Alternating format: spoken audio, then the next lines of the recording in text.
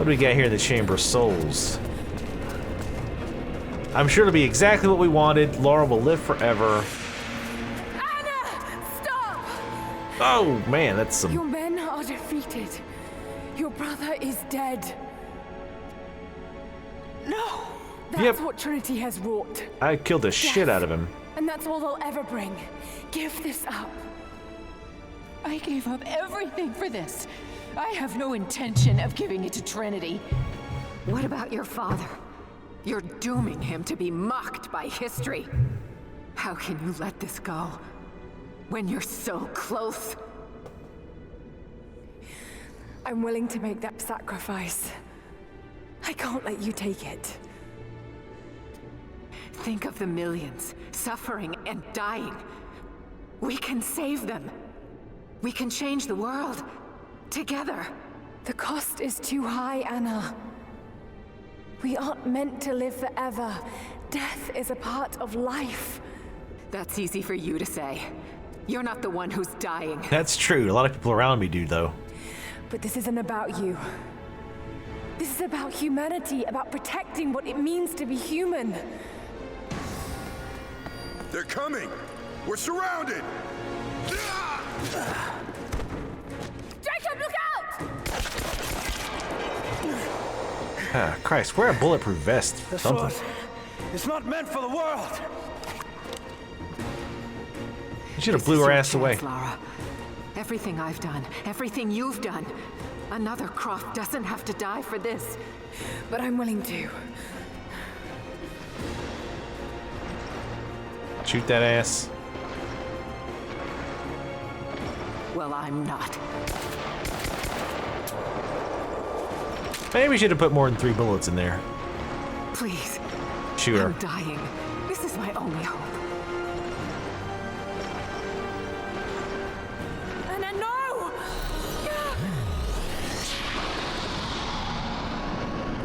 It's the Ark of the Covenant.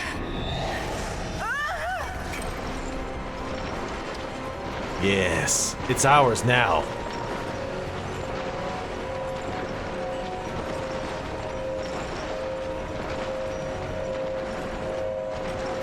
No, don't, you fool. It's okay. I'm sorry. Well, you destroyed it. Now I was saying it's okay to use it. What the fuck, Laura?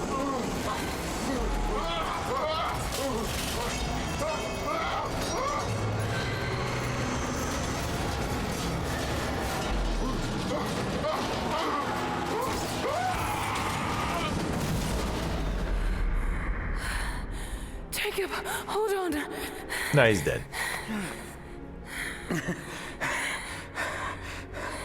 I've held on for too long already. You knew I'd destroy it. In all my years, I've met few as extraordinary as you.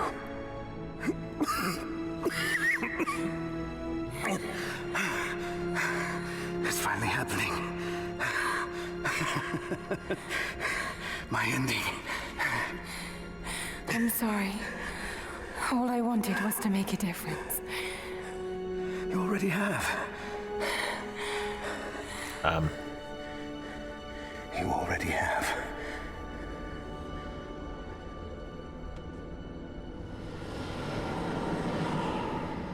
So, Anna, we need to have a little talk.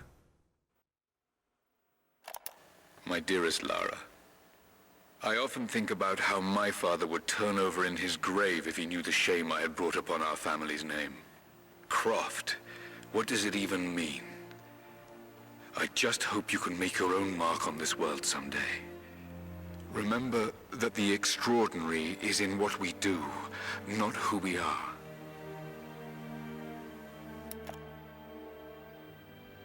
Destroying the source was the right thing to do. No, it was I not. still feel like I let him down. I think You you did. would have made the same choice. Come on. You've got a plane to catch.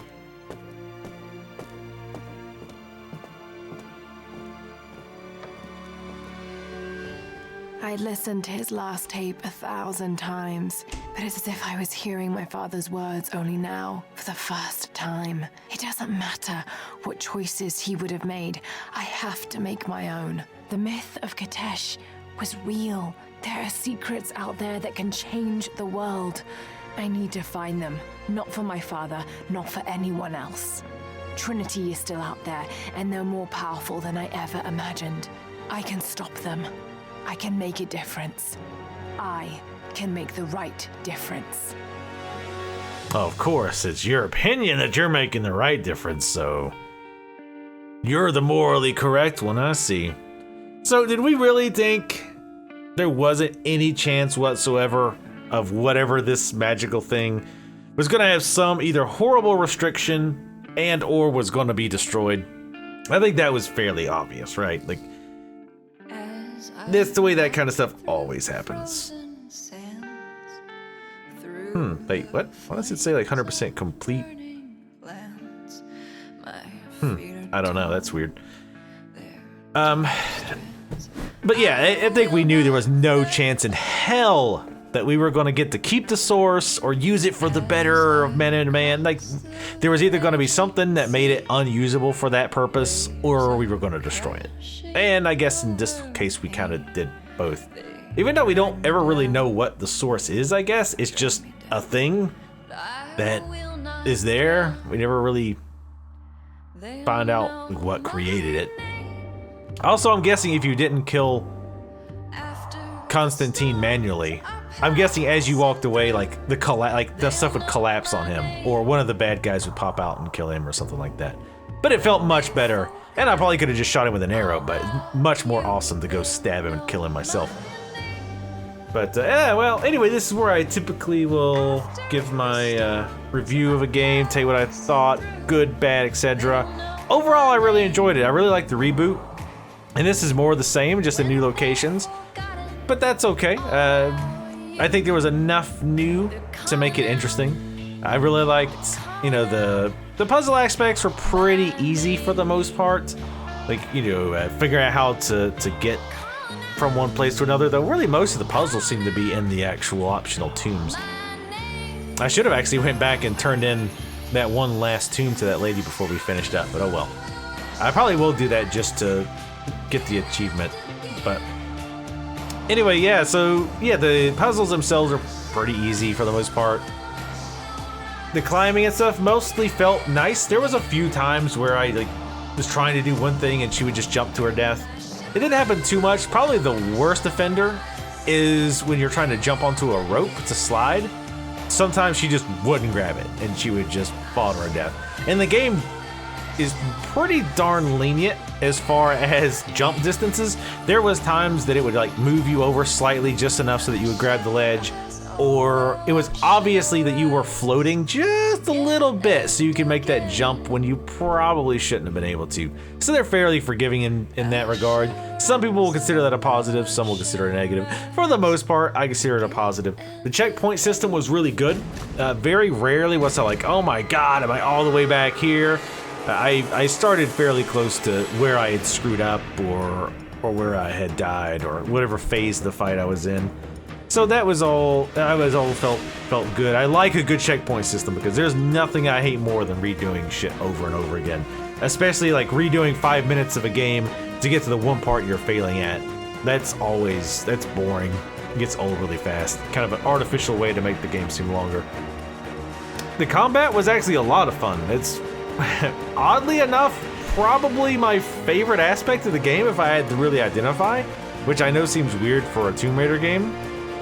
But yeah, I really like the combat, like upgrading and fighting these enemies, especially near the end. For whatever reason, during this last session, I had a really hard time aiming for their heads. But part of that's not even really the game; it's more the mouse sensitivity was a little wonk, a little not where I should have had it. Maybe slash my mouse not being sensitive enough. But yeah, like the combat was a lot of fun. You know, dodging out of place, the whole like dodging, timing the dodge so that you can counterattack was weird, because the way I read it was that you were supposed to dodge right after they attacked, but it seemed to actually work better if wait, why was Anna two people? Kay, Bess, and Laura. Huh, weird. Because I don't think they ever showed like a young Anna, did they? I don't think so.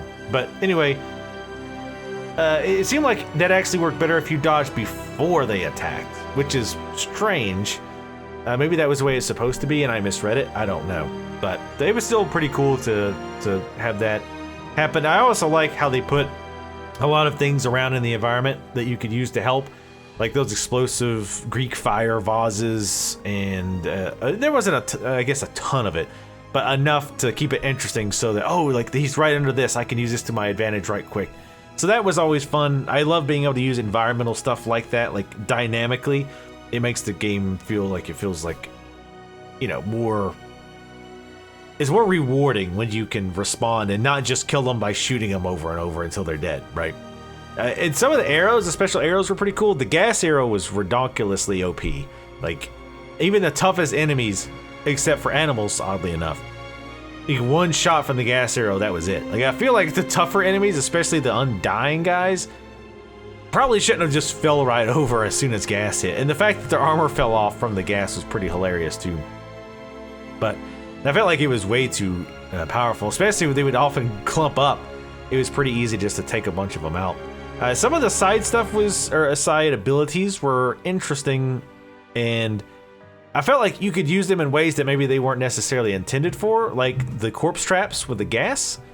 I feel like, you know, typically that's probably if you're doing a stealth run and you kill a guy stealthily, you trap his body, and then you wait for a patrolling guard, or you throw something over there to silently take out another guy. But I found it actually more useful like in the middle of combat. So, you know, if I could kill a guy behind cover, loot him, trap his body, and then back out so that they come forward, that worked out pretty darn well a few times, actually.